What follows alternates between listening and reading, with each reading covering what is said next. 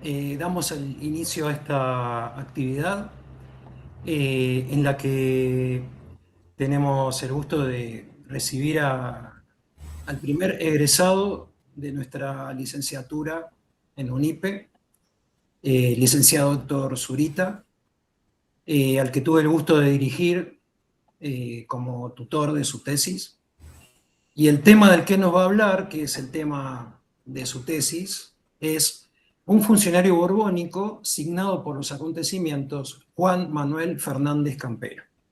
Así que le damos lugar al licenciado Zurita para que empiece su exposición. Después haremos algunos comentarios y al final abriremos a las preguntas y al debate. Así que bueno, lo escuchamos, Héctor. Bueno, ¿qué tal? Buenas tardes.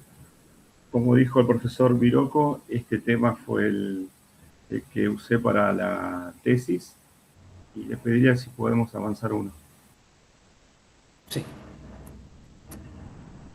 Ahí está. Fernández Campero fue un gobernador de lo que fue la provincia del Tucumán, que incluía también lo que hoy es Córdoba, Catamarca, Salta, Jujuy, La Rioja.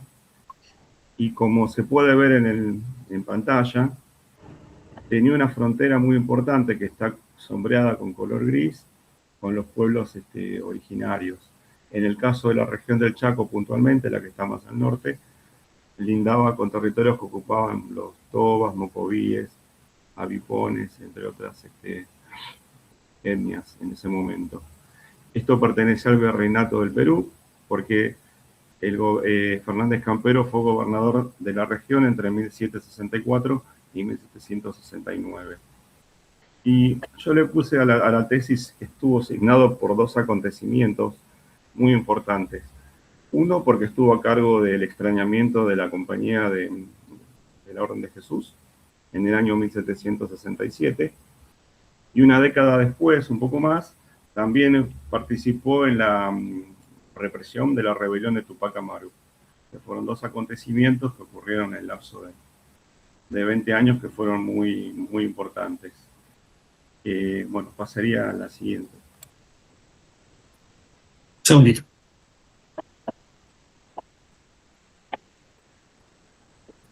Bien, este trabajo fue hecho en dos partes. Primero porque cuando cursé un seminario de investigación con el profesor Hernández, teníamos que hacer una tesina y trabajar con fuentes. Para lo cual, bueno, recurrí al Archivo General de la Nación y pude encontrar en el Fondo de la Real Audiencia de Buenos Aires estos eventos del periodo en que Fernández Campero vivió en la ciudad de Buenos Aires, que fueron un par de años. Sin embargo, se referían a hechos que yo desconocía realmente, porque no es un personaje que está sobre el cual se haya trabajado mucho en realidad. Entonces, a partir de eso, tuve que buscar otros autores para poder comprender cabalmente lo que había ocurrido, por qué estaba en Buenos Aires, por qué estaba detenido y a qué eventos se refería en sus escritos. Y el primer texto que me apareció fue el de Alberto Acevedo, lo pongo acá como la primera fuente, que fue quien escribió un artículo en el año 1969, como doctor en historia, y a su vez remite a la obra que había escrito el de Anfunes en el año 1817. Esa sería la fuente en realidad del trabajo. Y posteriormente también pude encontrar que Ana María Lorandi, otra doctora de historia, había escrito sobre estos acontecimientos, pero con un enfoque diferente, un enfoque de antropología histórica, que permitía comprender el porqué de habían sucedido los hechos, las relaciones de poder, las relaciones de parentesco, que tuvieron injerencia en el devenir de los acontecimientos. Y después también menciono que, bueno, el marco legal, porque acá son cuestiones jurídicas, en el que esto se desarrolla es el derecho indiano. El derecho indiano se caracterizó por ser casuístico, es decir, se iba acomodando a la realidad de cada región que ocupaba el Imperio Español. No se pudo aplicar directamente el derecho castellano, porque incluso en esta región hubo altas culturas, México, Perú. Entonces el derecho se fue acomodando a cada una de estas costumbres que ya existían. Y también un elemento muy, muy relevante es lo que se conoce como la ilegalidad tolerada. Es decir, había órdenes de los reyes, de la corona, que se iban en contra de los intereses de las élites coloniales, no se terminaban cumpliendo.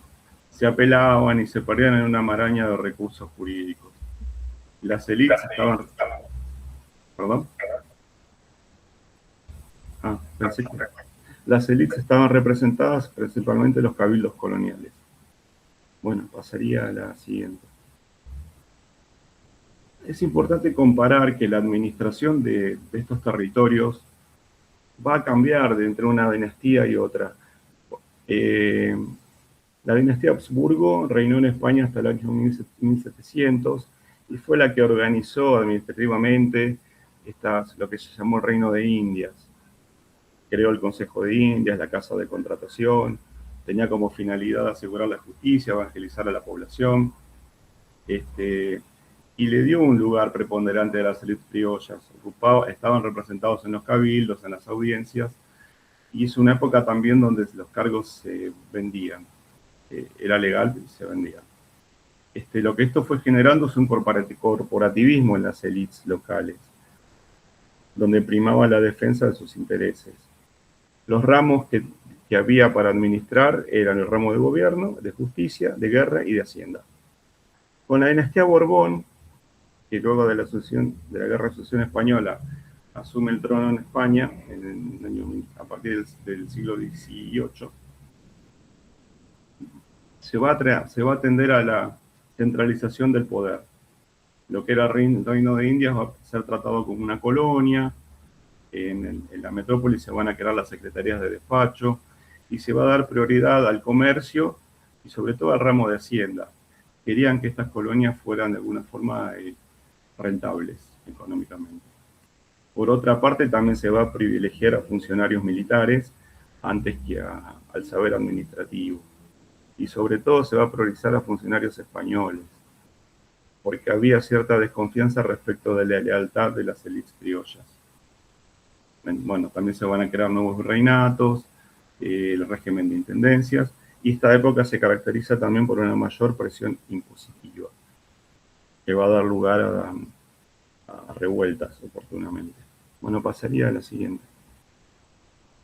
Bueno, ahora voy a presentar a Fernández Campero, quien había nacido en España en el año 1725 y llega a Perú en el año 1752, desarrolla una carrera administrativa militar, se casa con una persona que pertenece a las élites criollas y va a ir ocupando diferentes puestos, incluso va a estar al servicio del gobernador Pedro de Ceballos.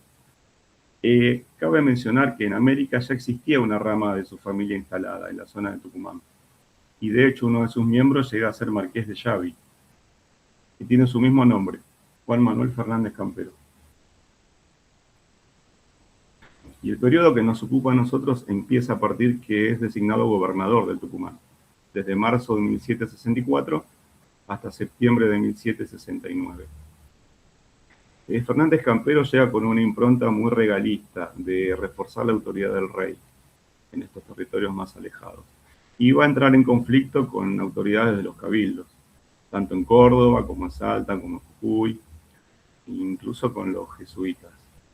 Va a estar apoyado obviamente por el virrey del Perú de ese momento, Manuel de Amat, y por el gobernador de Buenos Aires, Francisco de Bucareli. Y el primer conflicto se va a presentar a fines del año 1764, cuando hay una incursión de estas tribus autóctonas en la ciudad de la región de Santiago del Estero. Y se tiene que hacer una campaña como para reprimir y de alguna forma recuperar lo que se había saqueado, de ser posible. Y el primer conflicto surge acá, que es con la financiación de esta campaña. Córdoba se opone porque ellos sostenían que el incidente había ocurrido en un lugar lejano, que ellos no tenían problemas con los pueblos autóctonos cercanos a la ciudad de Córdoba, pero Campero no admite que sus decisiones sean cuestionadas y finalmente toma la decisión de hacer la campaña y bueno, hace uso de los fondos que estaban recaudados de este impuesto de sisa, que se cobraba por el transporte de mercaderías. Pasaría al siguiente. Acá. Además, toma la decisión de administrar directamente los fondos, cosa que fue una decisión inaudita porque hasta ese momento lo administraba el Cabildo. Por este motivo es denunciado ante la audiencia de Charcas. Y quien lleva la denuncia hasta allí es el alférez real de la Bárcena, que se termina convirtiendo en uno de sus némesis o enemigos. Se le reclama, obviamente, la devolución de los fondos, incluso se pone en cuestión que se hubiera llevado a cabo la campaña y que se hubieran visitado los fuertes de la jurisdicción. Este tema no queda del todo cerrado. El año siguiente vuelve a hacer otra campaña, otra vez a la región del Chaco, y acá participan sacerdotes jesuitas. Los jesuitas tenían la intención, obviamente, de relevar el terreno para seguir construyendo misiones y evangelizar a la población, y la corona para reforzar su presencia territorial. Acá cabe mencionar que la Compañía de Jesús poseía intereses comerciales, políticos, influía en la designación de funcionarios, tenía mucha relación con las élites locales, los habían formado, habían ido a sus universidades y contaban con estancias con las cuales sostenían las misiones, los colegios, la Universidad de Córdoba.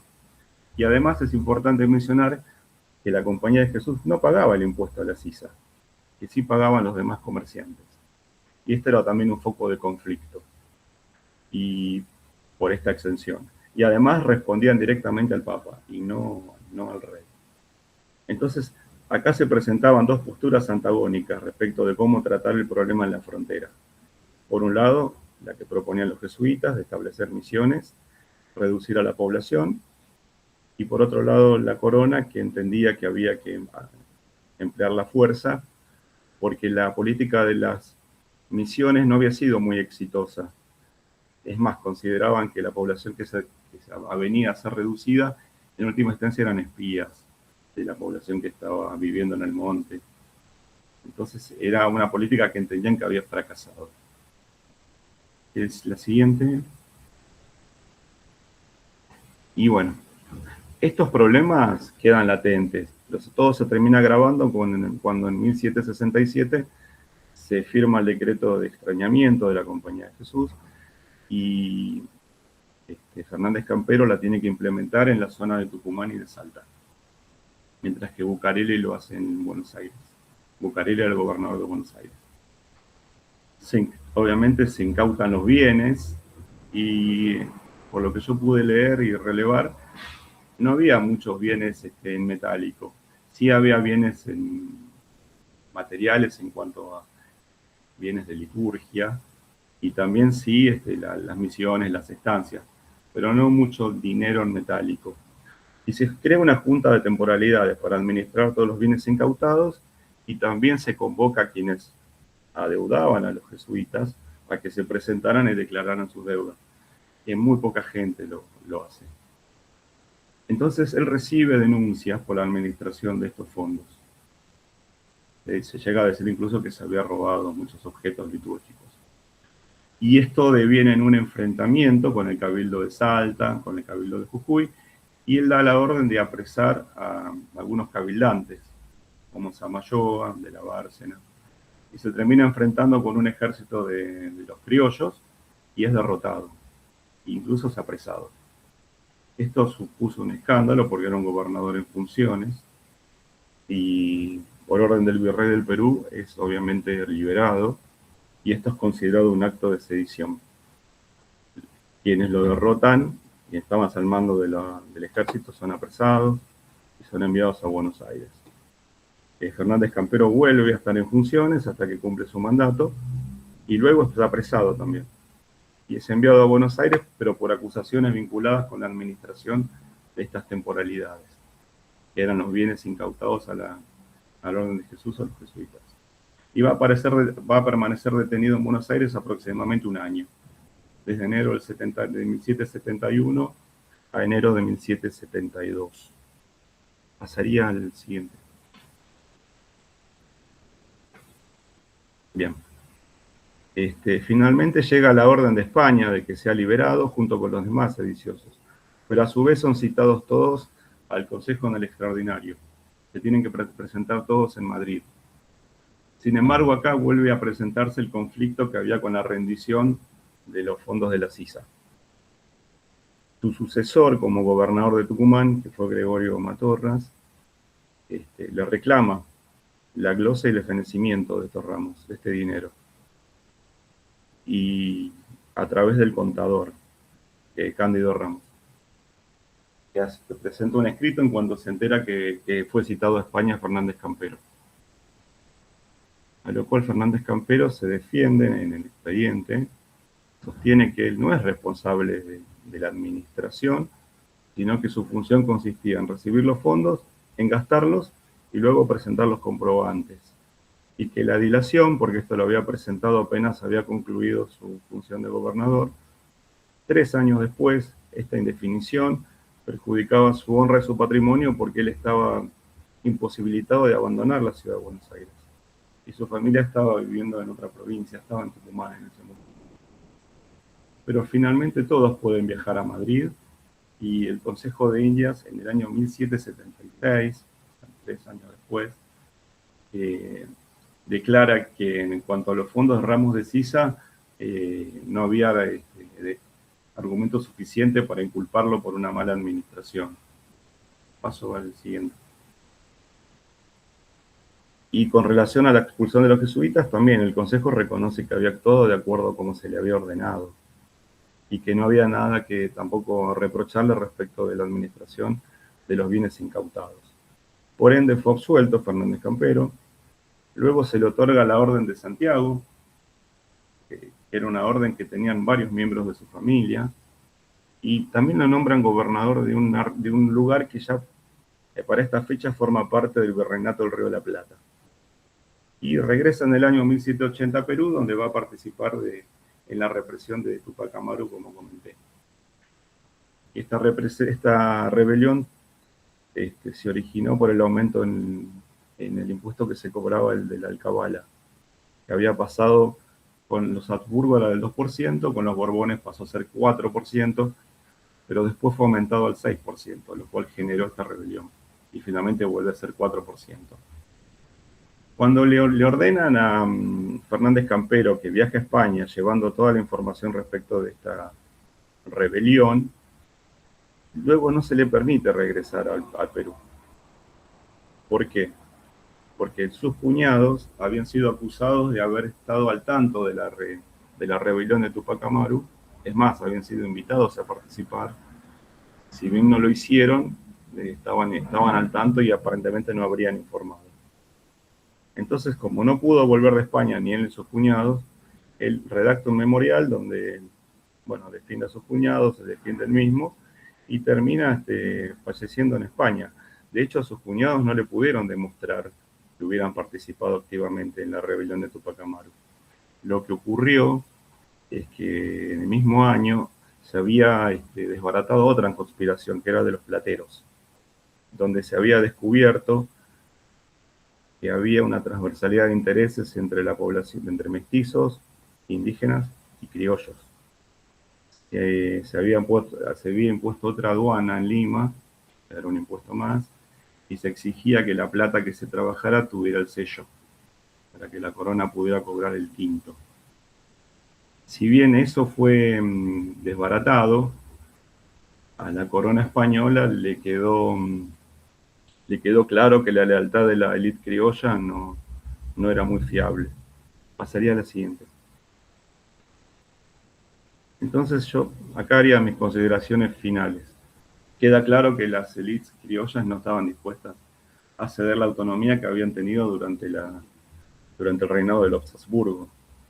Estas élites, bueno, eran descendientes de conquistadores, de comerciantes y de personas que habían llegado después que se habían integrado a las mismas. Estaban representados en los cabildos, eran los que se denominaban los vecinos, en las audiencias, tenían influencia territorial, local, y no la querían perder en manos de funcionarios españoles que recién llegaban, que para la corona eran más fiables que las propias élites locales. Y para mí este enfrentamiento que hubo entre estos ejércitos de las élites criollas con los del gobernador también es una clara muestra de ese poder, de que podían eventualmente hacer frente a órdenes de la corona. Y entiendo que para mí tampoco fue correctamente evaluada la implicancia de haber detenido a un gobernador, haberlo apresado, haberlo interrogado, un gobernador en funciones, ¿no? Pasaría a la siguiente. Porque pocas décadas después, cuando la península es invadida por Napoleón, empieza un proceso de autogobierno en América, de autogobierno político, administrativo, económico, y cuando Fernando VII recupera el trono español y obviamente quiere recuperar estos territorios, bueno, estas élites lo van a enfrentar y para conservar toda su autonomía y van a terminar triunfando como todos sabemos. Y el territorio, bueno, se va a dividir en varias repúblicas, ¿no?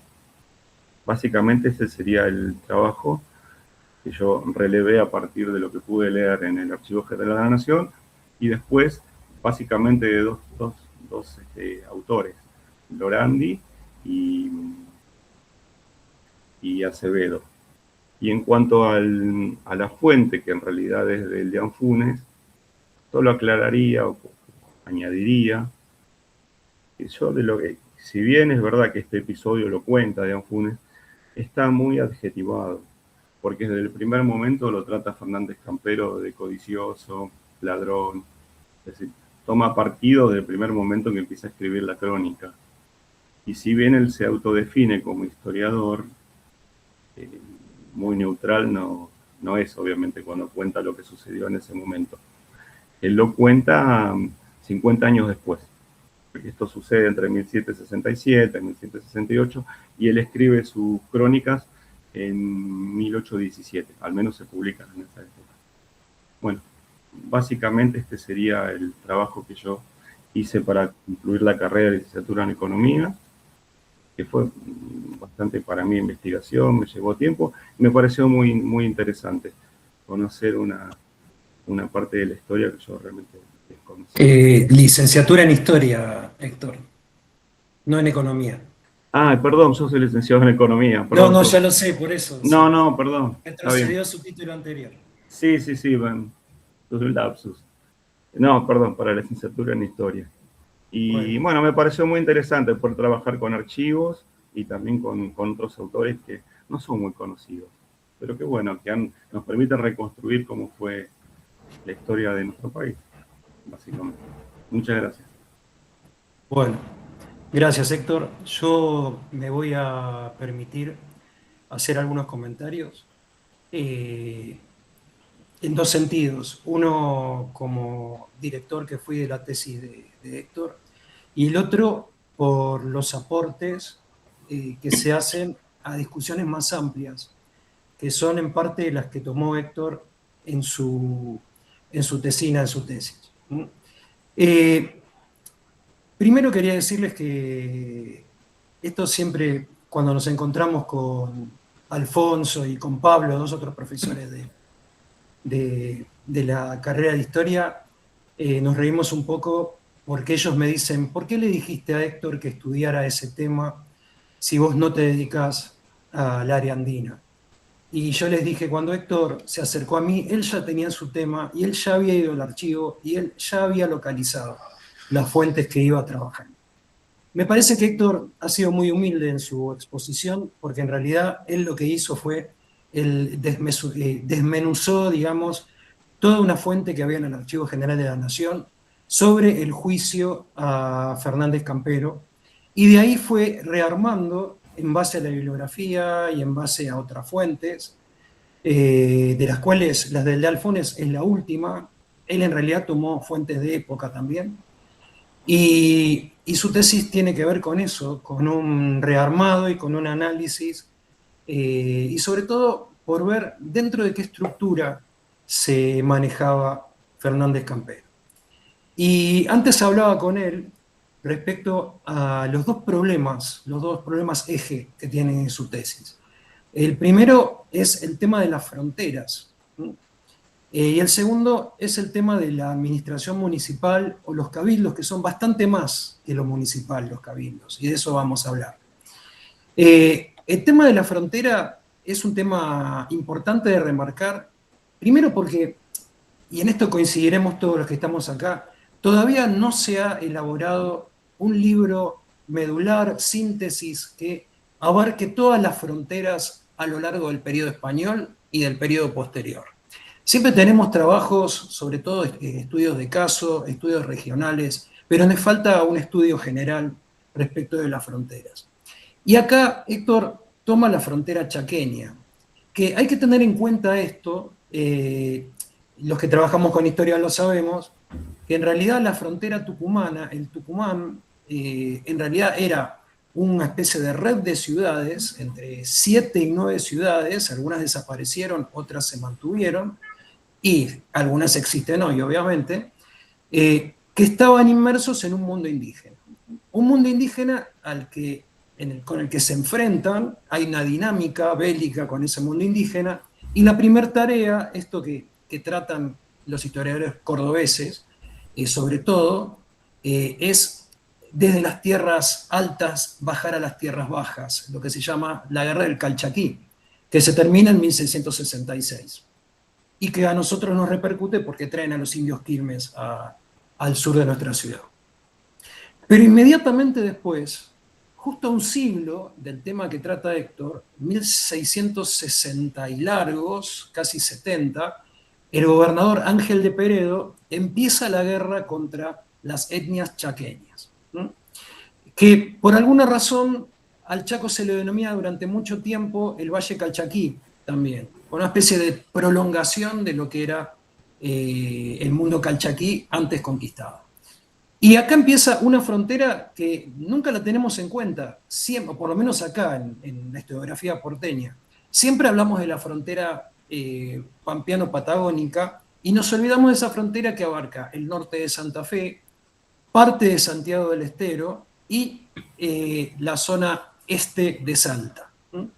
Esa frontera en la cual también hubo fortines y en la cual hubo dos políticas, como decía Héctor antes, que era la política de las reducciones, esto de la penetración religiosa por parte de la Compañía de Jesús, pero no solamente de la Compañía de Jesús, también hay franciscanos, y después, obviamente, el hecho de detener las incursiones de las etnias mocovíes, avipones, etcétera, etcétera, hacia los campos dominados por los criollos.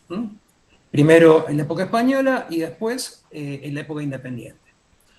Ese es el primero de los problemas y el tema es que la corona española no pone dinero en solventar esta frontera. La frontera queda en manos de las entidades municipales, de los cabildos. Y ese es el segundo eje que en el trabajo de Héctor se ve muy bien, que es la autonomía que tienen los cabildos. Estos cabildos que tienen que bancar esta frontera con sus milicias, con el pago de cisas. ¿Qué son las cisas? Son como impuestos a el tráfico de mercancías. Cuando entras a una ciudad y venís de otra, al entrar a esa ciudad tenés que pagar ese impuesto. Y con esas cisas se mantienen las milicias que controlan la frontera. O sea que no solo los milicianos de los cabildos mantenían la frontera, sino que además los sueldos provenían de su propio tráfico, del tráfico de las ciudades. Las ciudades se quejan todo el tiempo, la corona promete y nunca cumple, y llega la independencia y las ciudades se siguen manteniendo en el control de las fronteras. Y acá entramos al tema de los cabildos, que muy estudiado en la tesis de Héctor, donde con qué nos encontramos. Bueno, decíamos, Tucumán tiene entre 7 y 9 ciudades, algunas como Esteco se pierden, pero otras se mantienen. San Miguel de Tucumán, Salta, Córdoba, La Rioja, bueno, obviamente Santiago del Estero, que fue capital y después fue Salta, de Tucumán, y nos encontramos con que esas ciudades están gobernadas por cabildos.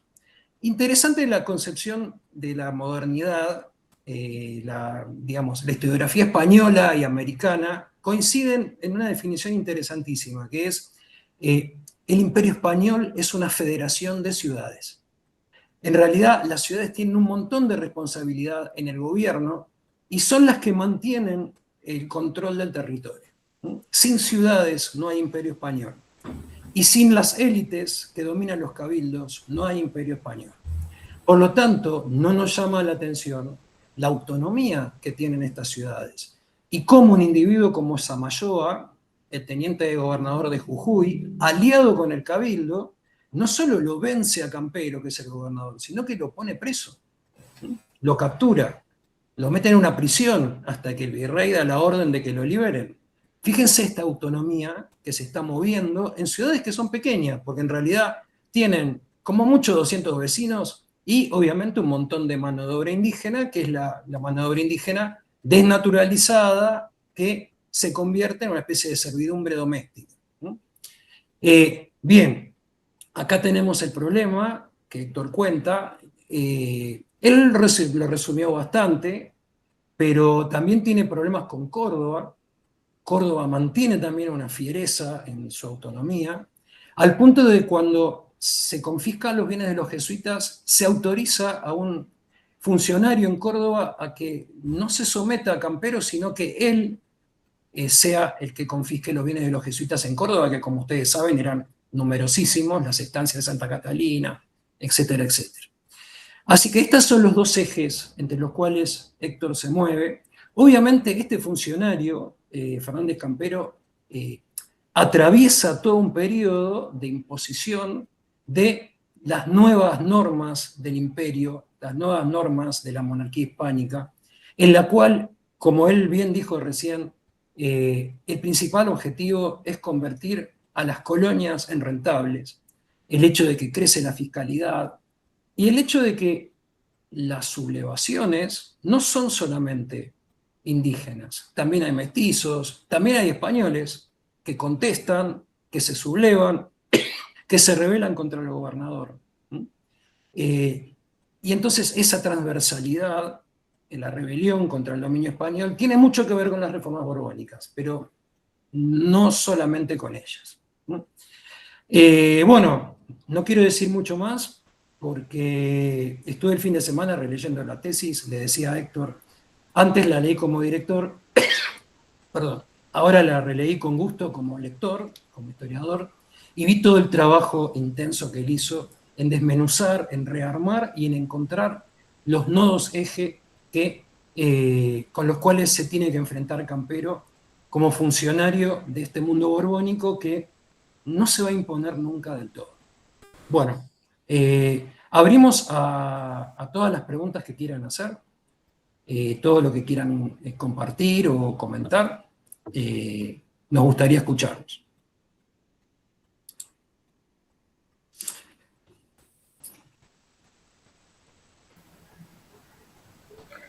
Bueno, hola, ¿qué tal? ¿Qué tal, Héctor? Acá escuché tu exposición, llegué un poquito tarde, así que si te pregunto, comento algo que hayas dicho al principio, te pido mil disculpas, disfruté muchísimo tu investigación. Y al final, cuando dijiste que era para la tesis de economía, puse mucha cara porque me sorprendía, quería ver. Después, la aclaración hecha y un poco escuchando lo que el profesor Viroco comentaba, un poco te quería preguntar cómo fue que llegaste a este tema viniendo de economía, me genera curiosidad saber cómo fue que decidiste este tema, qué fue lo que te atrajo, y, en primer lugar. Y después, nada, si pensás seguir, para en todo caso, si te interesa seguir y en qué vía te interesaría seguir, para en todo caso pensar en posibles vías de acercamiento, alguna cosa que se me ocurrió en algún momento, pero antes de eso te quería preguntar si pensabas continuar con esto. En realidad el tema de leer historia siempre me interesó. Desde que estaba en el colegio y tenía muchas lecturas, pero nada orgánico. Y entonces estudiar en la facultad me permitió leer, textos que no había leído porque son universitarios, no son de divulgación. y me permitió también tener una formación, valga la redundancia, formal sobre la historia. Y siempre me había gustado, pero bueno, había estudiado la licenciatura en economía, también tengo posgrado en economía, pero cuando surgió esta posibilidad me inscribí en UNIPE y me gustó mucho y seguí. Me gustó mucho cómo estaba armada la carrera, las materias, porque en realidad hemos visto materias de filosofía, idiomas, como que era bastante variado. Pero siempre te interesó la historia colonial, o sea, mi duda más específica. Ah, ¿cómo llegué a la historia colonial? Claro, o al tema, o por dónde No, en llegaste. realidad, como teníamos que trabajar con fuentes en el seminario, recurrí al archivo y empecé a buscar y bueno, sí, de alguna forma terminé mirando la época colonial, porque sí, me había interesado, no sé si muy tanto, pero cuando empecé a leer estas actuaciones, bueno, me agarró un poco de curiosidad para poder entender el tema también. Y bueno, me llevó un tiempo bastante, bueno, con la guía de Alfonso también, porque una parte de esto formó lo que fue la tesina, que es el trabajo con la fuente del archivo. Bien, bueno, si eventualmente no termino de saber, quizás no lo sabés vos, tampoco tenés por qué definirlo ahora, ¿no? A veces las decisiones decantan unos meses después, pero si eventualmente decidís seguir con esto, hay un par de trabajitos de Quarleri, Lía Quarleri se llama la historia, en realidad es antropóloga también, pero que hace historia colonial, que se enfocan en la expulsión de los jesuitas y algunas cuestiones de los bienes que tenían en la región del norte. Entonces, no todo, porque ella en realidad se dedica más a otra región, pero si eventualmente te interesa, tal vez encontrás alguna otra referencia, otra fuente para seguir trabajando, Okay. o algún otro aspecto, alguna otra dimensión que te interese. Sí, también me había interesado, a partir de cuando hice la defensa de la tesis, por ahí trabajar la obra del Dean Funes. Por eso te preguntaba para dónde, porque son distintas vías completamente, Sí, sí, sí. sí, porque bueno, hay que ver cuáles fueron sus fuentes también, sería interesante, porque como recién mencioné, no es muy neutral, porque directamente el capítulo que le dedica Fernández Campero empieza adjetivándolo. Claro, lo que muchas veces ocurre cuando uno estudia cuestiones que están vinculadas con la expulsión jesuita, por lo menos es mi percepción, es que los, los que escriben sobre el tema hasta hace muy poco en realidad, medio como que se dividen en dos grandes campos, si uno tuviera que simplificarlo, que son pro-jesuitas y anti-jesuitas. Bueno, él es pro jesuita. Claro, entonces todo lo que van a decir está determinado en función de eso. Entonces, si es pro jesuita y este expulsa a los jesuitas, le va a Claro, dar con... sí. A partir de ahí, perdón, ya que estamos, yo creo que leí artículos suyos en alguna materia, ¿puede ser? No sé, Sí, estoy casi seguro. Sí, sí, sí. puede ser. Bueno, cualquier cosa le pedís a mi correo a Carlos o me Ok, escribís y te lo doy lo que necesites. sí, sí, sí. Gracias, ¿eh? No, por favor. Lo vimos en mi materia de rioplatense, a Ah, ok, Lía ahí Quaglieri. está. Bien, Sí, bien. sí, sí. Igual que a Guillermo Wilde, que son los especialistas, digamos.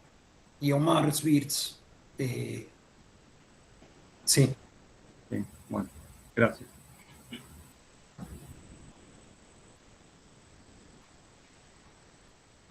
Buenas tardes a todos. Te felicito, Carlos, por la laburo que hiciste y la presentación estuvo muy interesante.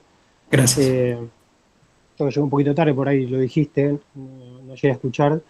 Además del proceso judicial, ¿qué otro tipo de fuentes pudiste ver? Ah, ¿me hablas a mí? Sí, bueno, esa sería la fuente. Y después yo trabajé con un artículo de Alberto Acevedo, que fue quien escribió sobre este tema, en 1969, creo. Y después con Ana María Lorandi, que le da un enfoque antropológico. Que Ana María Lorandi abarcó todo este periodo de Fernández Campero. Es una gran investigadora, tiene muchos artículos publicados Lorandi, con Smenyansky también,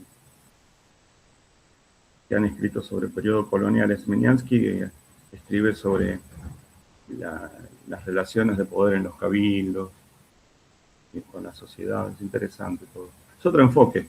Ayuda a explicar los acontecimientos, digamos. Da todo el contexto. Y, A bueno, mí me y parecía, también cuando te leí escuchaba, lo del de Anfunes, ¿no? Porque como lo citaba Acevedo, leí la parte de la obra de... Son 3 tomos la obra de Anfunes, pero encontré la parte donde hablaba sobre los incidentes en Tucumán. La parte leí. claro, cuando te escuchaba pensaba qué interesantes las concepciones, ¿no? Del poder de los cabildantes o mismo de la nueva corona, la nueva dinastía. Y te quería preguntar qué fue lo que te atrapó, digamos, de este tema. Que contabas que estuviste en el archivo, digamos, viste diversas cosas. De este, ¿qué te atrapó particularmente?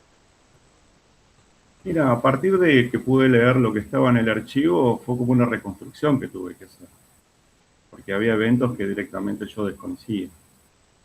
Y eso me Fue fue más ese llevando a trabajo de práctica. ir poniendo junto a las piezas, digamos. Fue algo así, sí, sí, porque es como que empecé a leer algo casi al final. Vos pensás que él muere en 1791, esto ocurre en 1767, había nacido en 1725, casi al final de su vida de funcionario. Y el contexto también, porque sí hay diferencia entre cómo se manejaba la región entre una dinastía y otra, y para mí eso influyó después en lo que ocurre cuando se da la revolución o la lucha por la independencia. Eh, las élites ya no se querían someter, es una opinión personal igual, someter a un poder tan central como era el absolutismo monárquico, ¿no? Entonces me parece que sí, tuvieron la oportunidad y la aprovecharon. Y es un fenómeno que se da en toda América también, ¿no? No solo acá. El de la resistencia, decís, a la reforma borbónica o en general a los gobernadores que mandan. Estaba pensando, por ejemplo, también Cabeza de Vaca, ¿no? Como que desde el principio estas cosas vienen pasando. Sí, pero me parece que hay como una más, igual es una opinión, ¿no? Creo que las élites criollas ya son conscientes bueno, de su autonomía, en la que habían gozado durante 2 siglos, y no lo querían perder a eso tampoco. Y cuando había decisiones que las perjudicaban, sobre todo en términos económicos, trataban de dilatar su aplicación, tenían recursos judiciales para impedir que se implementaran, tenían familiares en las audiencias, todo se iba dilatando, por eso se habla de una ilegalidad tolerada. O sea, terminaban cumpliendo aquellas cosas que las podían perjudicar o las perjudicaban. Y lograr la autonomía, el autogobierno, bueno, lo pudieron lograr. La guerra no fueron tantos años para lograr la independencia tampoco, me parece. Me parece que ya estaba todo como decidido de alguna manera y bueno, se dio la oportunidad y se aprovechó. Pero es una opinión, no tengo nada como para sostenerlo, ¿no? Me parece. Estas luchas de poder con Campero, bueno, son un ejemplo.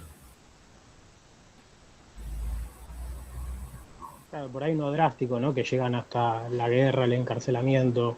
Como vos decías, tenían un montón de otras estrategias. A veces no se llegaba hasta ese extremo, la mayoría. Yo creo que apresar a un gobernador en funciones era un acto de sedición, claramente. Y no les importó. Ellos se escudaban en que era arbitrario, en que era muy autoritario, en que no había rendido unos fondos que serían públicos, como son los ramos de FISA, pero igual sigue siendo, había otras vías, presumo, que lo investigara la audiencia, que tomara cartas el virrey, en última instancia,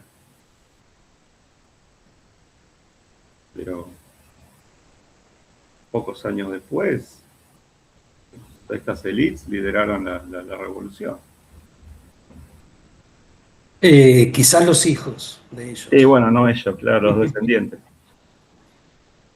Igual no deje pasar algo que usted dice en su tesis, que es que el virrey reprime a los que capturan a Campero. Claro, los hace apresar. Por eso, o sea, no le sale barata esa sublevación contra el poder en Jujuy. Mm.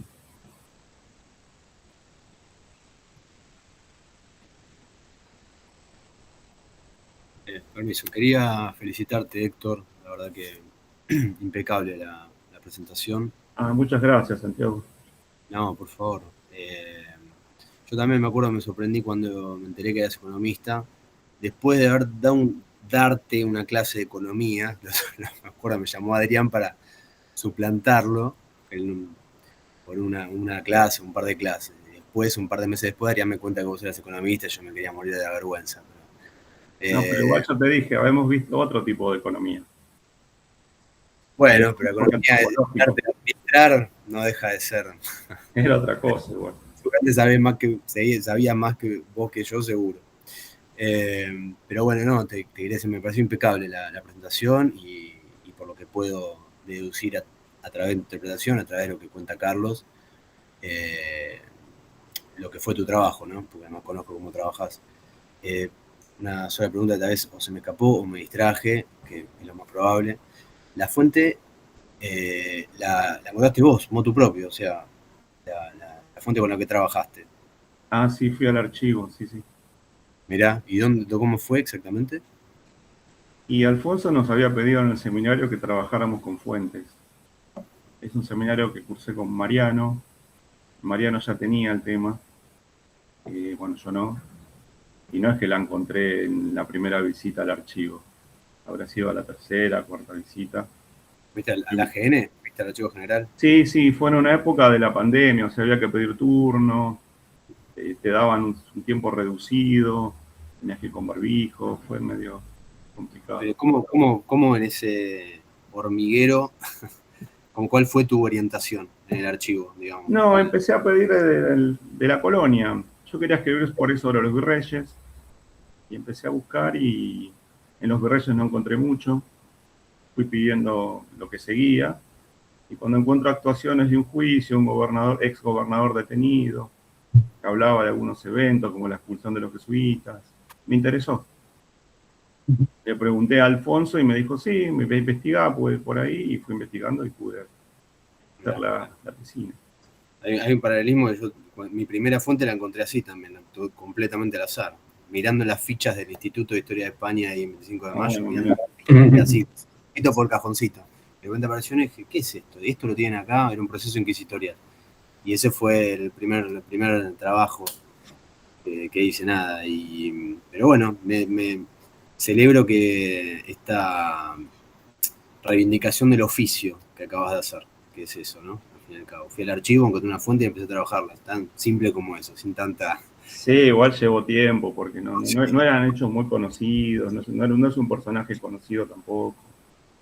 Es que justamente toma tiempo, eso es lo que trato de decir. Sí, y comprender también, ¿no?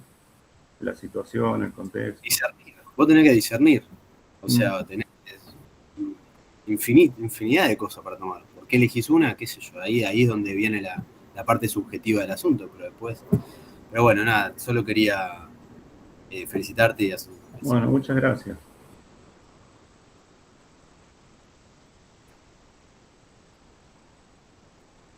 Bueno, yo creo que se está acabando la hora y si nadie quiere hacer algún comentario, podríamos dar por finalizada y la reunión y felicitarlo a Héctor por todo el trabajo que ha hecho. Que además, bueno, ustedes que conocen de archivos, yo la miraba bárbara cuando Héctor comentaba esto, es como decir, ¿qué puede haber? 10 millones de folios de historia colonial y Héctor justo cae en este. Nunca nos explicó bien cómo cayó en este. O sea, esta es una explicación medio genérica, pero a veces uno piensa que las fuentes nos eligen a nosotros y no nosotros elegimos a la fuente. Y bueno, y terminamos estudiando cosas que después nos caracterizan como una etiqueta en la vida.